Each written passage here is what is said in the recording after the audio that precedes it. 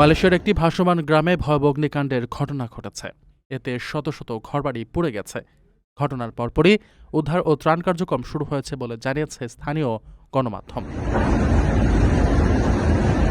মালয় মেইলে বরাতে Saudi gazette জানিয়েছে রোববার স্থানীয় সময় ভোরে উপকূলীয় শহর সান্দাকানের কাম্পুং বাহাগিয়া নামের ভাসমান গ্রামটিতে আগুন লাগে। এতে ১,০০০-এরও বেশি বাড়ি পুড়ে ছাই হয়ে গেছে। বাস্তুচ্যুত হয়েছেন ৯,০০০-এরও বেশি মানুষ।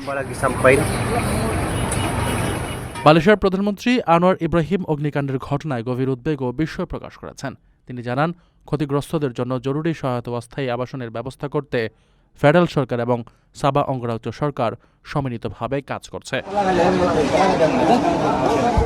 সান্দাকান ফায়ার অ্যান্ড রেস্কিউ স্টেশনের প্রধান জিমি লাগুং জানান, শনিবার দিবাগত রাত ১:৩২ কর্তৃপক্ষের কাছে ফোন কল আসার পরপরই কয়েক ডজন অগ্নি নির্বাপক সদস্য ঘটনাস্থলে পাঠানো হয়। পরিদর্শনে দেখা গেছে, আগুনে ক্ষতিগ্রস্ত বাড়িগুলো আর বসবাসের উপযোগী নেই। তবে অগ্নিকাণ্ডের কারণ সম্পর্কে তাৎক্ষণিকভাবে কোনো তথ্য দেয়নি কর্তৃপক্ষ।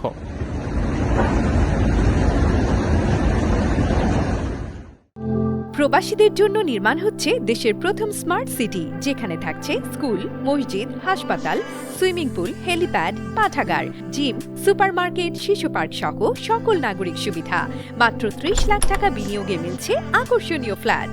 প্লাটিনাম ইনভেস্টরদের জন্য ঢাকা বিমানবন্দরে ভিআইপি প্রোটোকল সুবিধা। বিস্তারিত জানতে যোগাযোগ করুন স্ক্রিনে দেয়া হোয়াটসঅ্যাপ অথবা ইমো নাম্বারে।